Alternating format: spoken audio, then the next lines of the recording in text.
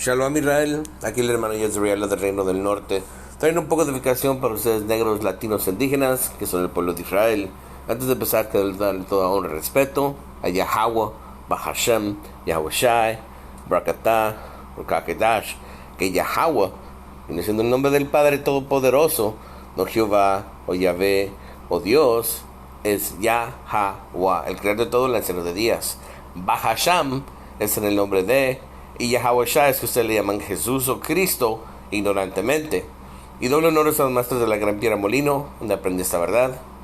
Y Shalom al tercio de la casa de David, que va a ser salvo en estos últimos días, los selectos de la nación de Israel. Shalom a ustedes.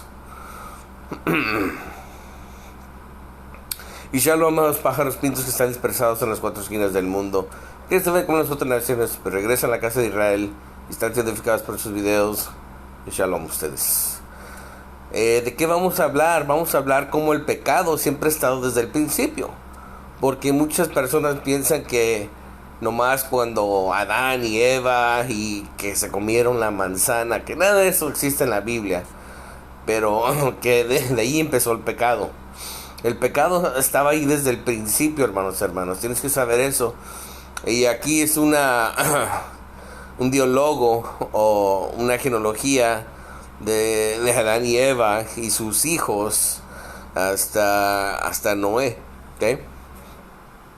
Pero vamos a leer las escrituras de la ley, porque la ley siempre ha estado ahí, ¿ok?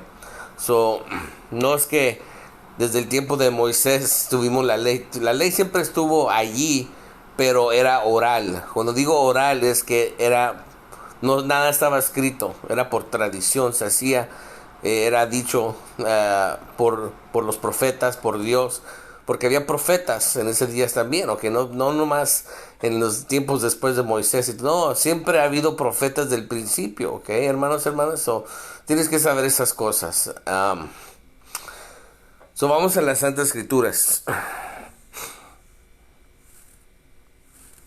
Romanos 5 y 13, pues antes de la ley había pecado en el mundo. Oye eso, pero donde no hay ley, no se culpa el pecado.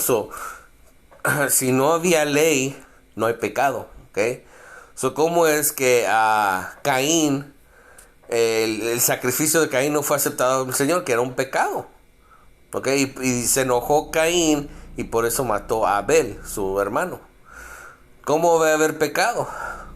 Si matar a Abel, eso era un pecado también. ¿Sí me entiendes? Ya la ley estaba allí, ya existía, ¿ok?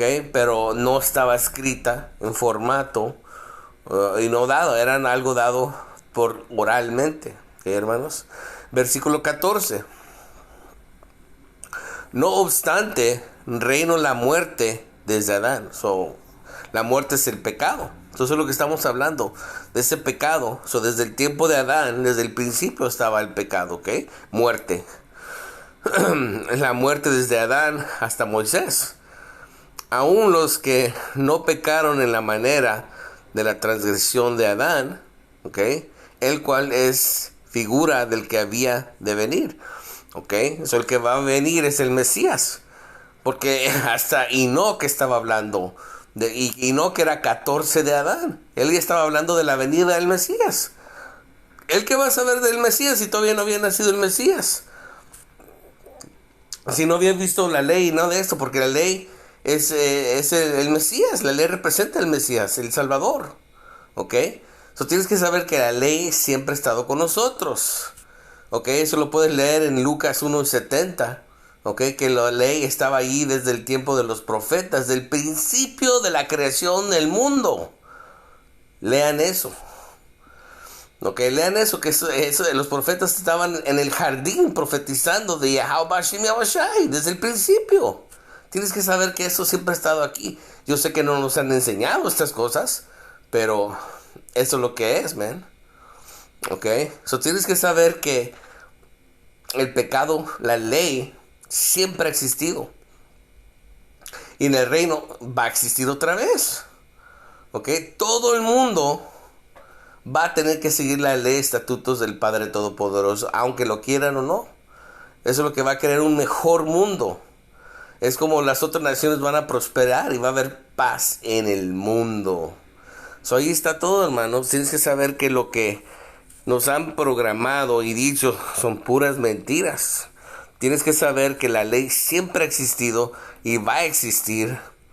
¿Ok? Lo que estamos esperando es el reino. Y cuando venga el Mesías, la ley va a estar escrita ¿en qué? En el corazón de los israelitas.